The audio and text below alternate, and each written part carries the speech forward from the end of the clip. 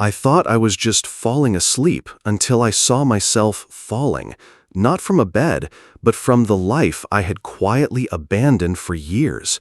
I died the moment I began to sleep, but the terrifying part wasn't death itself. It was the moment I realized I had never truly lived.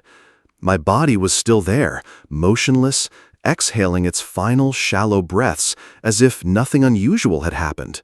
No accident, no scream, no blood, just sleep. So simple, I never imagined it would become the doorway into the deepest darkness of my life. That's how it began. No warning, no goodbye, no one to hold me back. Just me, and an invisible pull slowly drawing my soul away, piece by piece. I don't know when the fall started. I only knew I was falling without end, without direction, as if the gravity of truth was stripping me from the mask I had worn for so many years. A voice echoed inside my mind. Is this death? Or is this the first time I'm truly opening my eyes? The question pierced like a needle into the unraveling fabric of my mind. My name is Rayner, an ordinary name for someone who had never stood out. I used to think I knew what I was doing. I drank when I was sad, smoked when I was bored, avoided responsibility, and made excuses for everything. I believed I didn't need forgiveness, didn't need to be loved. I broke what should have been family. I let the woman I once loved decide to end a pregnancy on her own while I disappeared, the way I always did when things got too real. And now, standing outside the body I used to inhabit, I saw the truth. My whole life had been a chain of missed chances. And this death wasn't a punishment. It was a wake-up call. Have you ever asked yourself, if you stopped breathing today, what would you regret? A sorry left unsaid? A hug never given? Or maybe the deeper truth that you never lived honestly as yourself? I fell into that question the way someone falls into an abyss. And in that darkness, for the first time, I heard a voice. Not from the outside, from within. A part of my soul I had buried long ago had begun to speak. What was waiting for me beyond this death that came without blood, without tears? Was there any chance left for someone who had abandoned everything that mattered? And if there was, why would it be given to me? I thought I had fallen into nothingness, but I was wrong. I hadn't fallen into death. I had fallen into the part of my soul I had long forgotten, and what I was about to see next would not be light. If anyone had ever asked me, Rayner, what kind of life are you living? I would have smirked and said, I'm living real. No one controls me. But the truth is, I wasn't living. I was running. Running from emotions, from responsibility, from memory.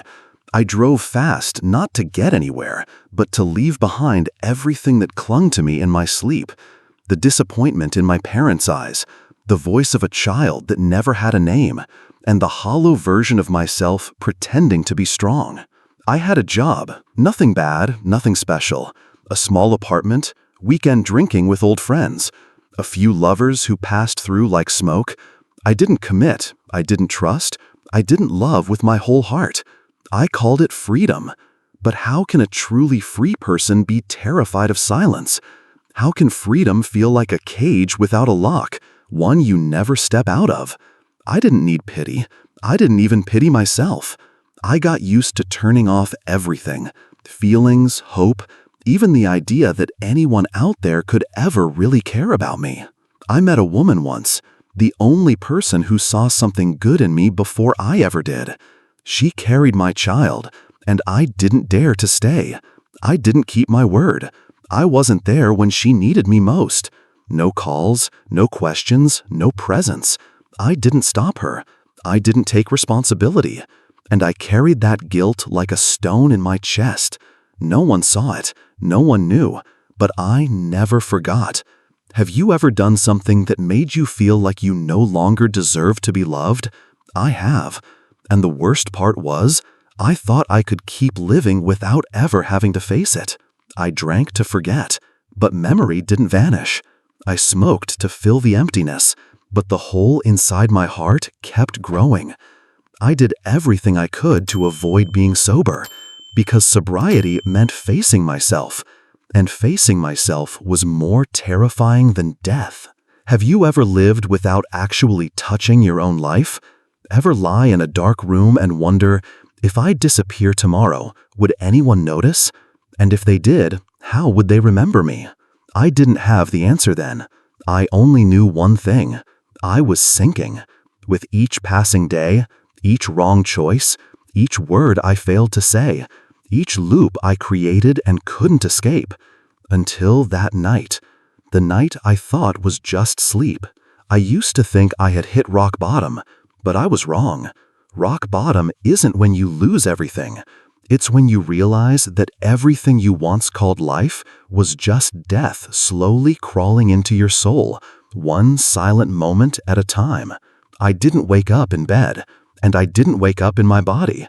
Every sound around me vanished, as if someone had pulled the plug on life itself. No cars, no fan, no heartbeat. Only one thing remained: emptiness. But it wasn't peaceful. It was thick, cold, heavy, like the air had been drained of oxygen and replaced with something heavier than gravity: guilt. I looked around but saw nothing. No colors, no light, no sense of time. I felt trapped between layers of space, drifting but without control.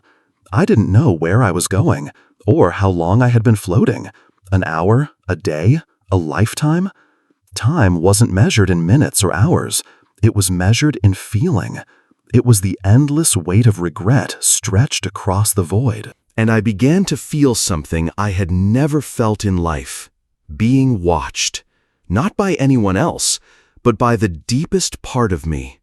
As if every action, every word, every thought I had tried to ignore was now taking form. No one was judging me. I was.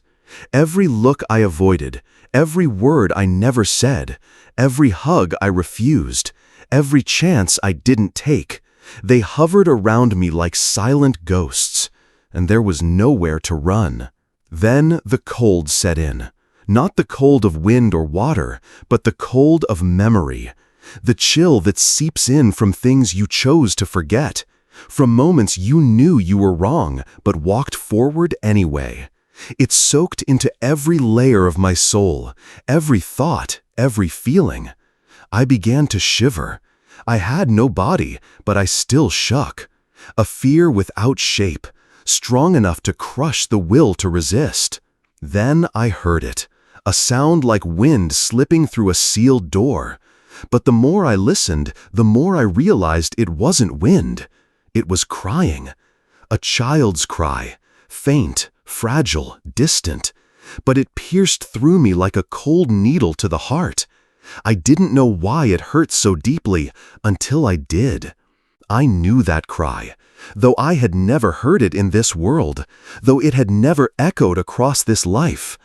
I knew it was the child I had never let be born. Have you ever heard a soul cry inside your silence?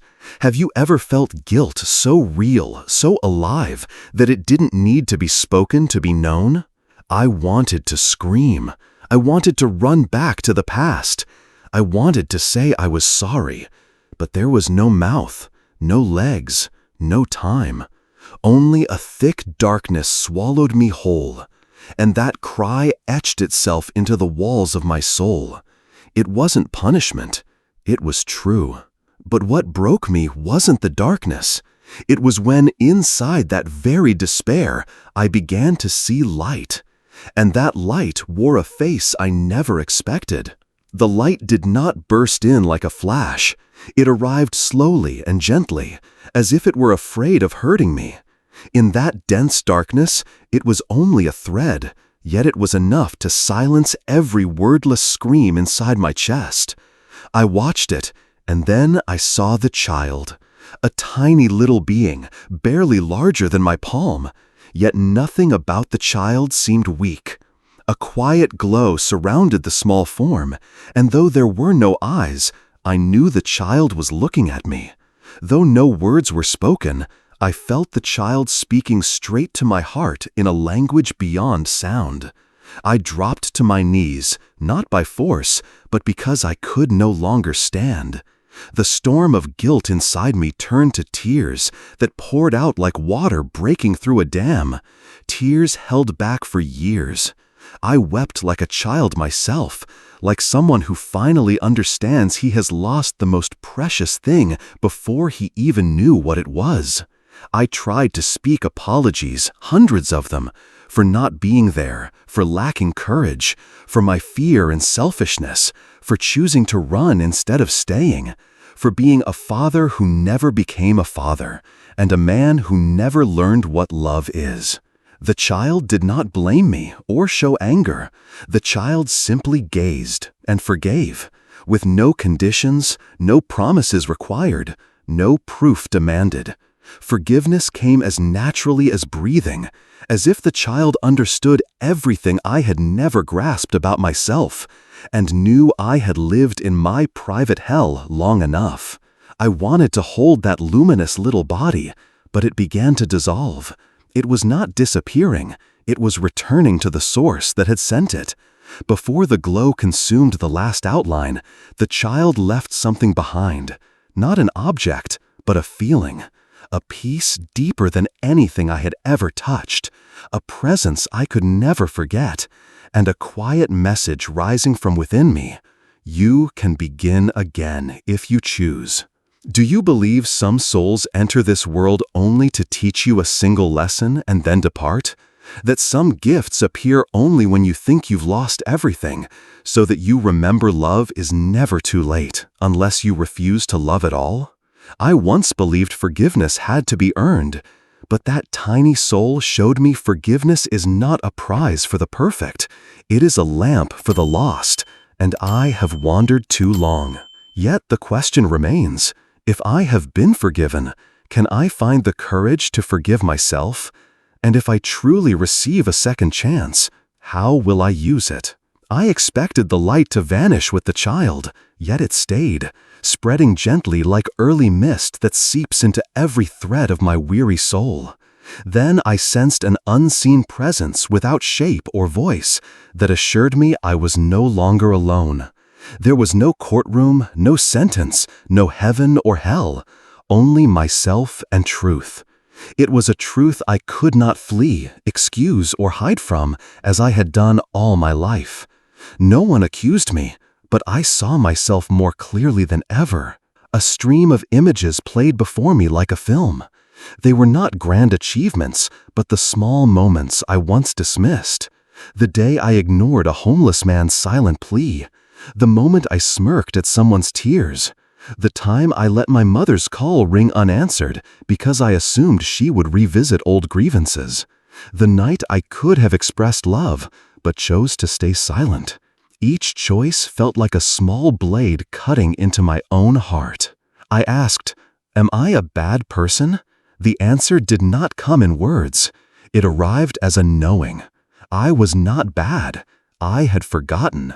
I had forgotten who I once was. I had forgotten that every small choice carries a great consequence. I had forgotten that life is not simply breathing. It is feeling, caring, and being present. I was not being punished. I was being reminded. That presence, whether I call it God, the source of light, or the brighter side of my being, spoke to me without words, but through revelation. I did not create you to be perfect. I created you so you could love with every choice. Then I saw what it offered, not the chance for riches or fame, but the chance to live again and live truthfully. A life with no more running, no pretending, no silence when the heart urges love. Such a chance does not come to everyone, yet it came to me. Why, I cannot say. Perhaps I was finally willing. Perhaps that child petitioned for me. Or perhaps love is simply larger than justice. How many chances have you missed, not to win, but to care, not to be right, but to be real? If you could begin again, would you choose differently? I did not beg or bargain. I stayed still, opened my heart, and waited. In the waiting, I felt myself lifted, not by hands, but by a thought. You have remembered. Now live as though you never forgot. I do not know what awaits me on return, but I do know I am no longer the old Rayner, and the greatest question ahead is how to live authentically when the world has grown used to a counterfeit version of me. I opened my eyes, and for the first time in years, I truly saw. Not with sight, but with awareness. The room was still the same. The old ceiling, the slow-turning fan, the pale yellow light, but everything felt different. Because I was different. I was no longer the man who used to lie awake night after night, unsure of why he was alive or who he was living for. I was someone who had just been given the chance to live again, not from the body, but from the soul. The doctors said I stopped breathing in my sleep. My heart had stopped for over 2 minutes. They used the paddles. They brought me back. They were amazed I survived, but no one knew the man they revived was not the one who had died. In the days that followed, I barely spoke. Not because I had nothing to say, but because every word I used to know suddenly felt empty. I spent hours just watching my hands, the people around me, and the light pouring through the window. Everything had become strangely sacred. A falling leaf, a child's laughter, a random embrace from a stranger on the street. Every small moment felt like a miracle, and I began to relearn how to live, one breath at a time. I quit drinking, not out of willpower, but out of awareness. I no longer needed to run. I no longer needed something to fill the hole inside me, because that space had already been filled with a light I brought back from a place no one believes exists. I found the woman from years ago. She was doing well. She had her own life now. But when I apologized, truly, not asking for forgiveness, not trying to reclaim anything, just to say what I had never said, she cried. And in her tears, I saw a piece of myself returning to this world, not in a shout, in a quiet redemption. I began visiting recovery centers. I didn't preach. I told my story, about the darkness, about the unborn child, about the light. And somehow people listened. Some cried, some sat in silence, some took my number and called at the very edge of giving up. I'm not a good man, but I'm learning how to be a kind one. I don't live to be perfect. I live so I don't miss the chances I once threw away. I don't live to be admired. I live to know that if someone out there is silently breaking, they are not alone. Have you ever lived a life you wouldn't want to remember? Have you ever wished you could start over? And if you're reading these words, do you have the courage to begin again right now? Even though I came back, one question still lingers, still follows me. What if one day I forget again who I am? Since the day I returned, people have asked me, Rayner, are you sure you died? I don't answer, because the point isn't whether I died or not. The point is that I had lived like I was dead. Every day, every year, every wrong choice. I didn't come back to tell a spiritual story. I came back to remind myself, and maybe you, that life is the most fragile thing we're given, and yet the most powerful gift we ever receive. I used to believe I wasn't worthy, not worthy of love, not worthy of another chance, not worthy of forgiveness. But standing in front of that light, I understood this. Worthiness isn't something you earn through action. It's something you remember when you strip off the mask. We've all been wounded. We've all made mistakes. We've all hurt someone. And it's because of that, not despite it, that we can begin to understand what love means, what choice means, what it means to live truthfully. I learned that the light isn't always waiting at the end of the road. Sometimes you have to walk through the darkness within yourself to realize the light has always been there. No one can take hope from you unless you give it away. No one can rob you of your value unless you believe it no longer exists. And nothing is ever too late unless you decide never to begin. I used to fear the truth, but I've learned the truth doesn't destroy you. It only destroys the parts of you that you no longer need. The part that pretends, the part that hides, the part that fears. And when those pieces fall away, you're not lost. You return, whole, tender, real. And you know what? Forgiveness was something I thought I had to beg for. But it turns out what I needed most wasn't someone else's forgiveness. It was my own. I forgave the man who missed his chance. I forgave the boy who was afraid. I forgave the soul that once believed it wasn't enough. Are you living or just existing in a faded version of who you are? Are you choosing each day or letting the days choose for you? If you've ever thought no one sees you, no one needs you, no one is waiting for you, I hope you know this. Someone once had to die to realize that your very presence here is proof of a miracle. And if you're still breathing, the chance is still yours. You don't have to die to come alive. You can begin again right now.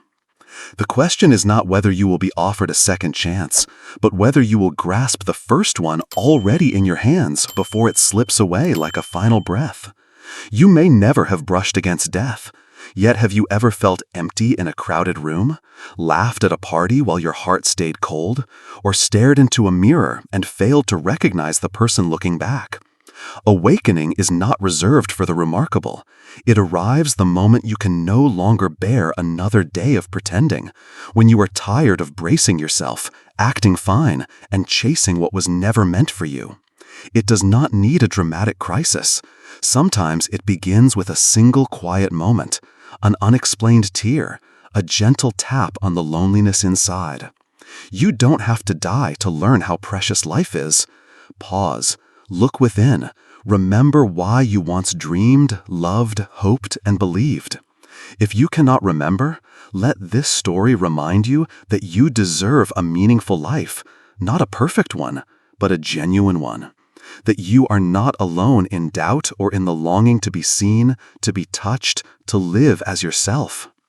If you feel you have lost too much, remember that the light never asks how far you have strayed. It only asks whether you are ready to come home. And if I may leave you with one last thought, as someone who once lived like the walking dead, do not wait until you fall into the final darkness to realize that every day and every small moment is an invitation to live again, truer, fuller, and with more love.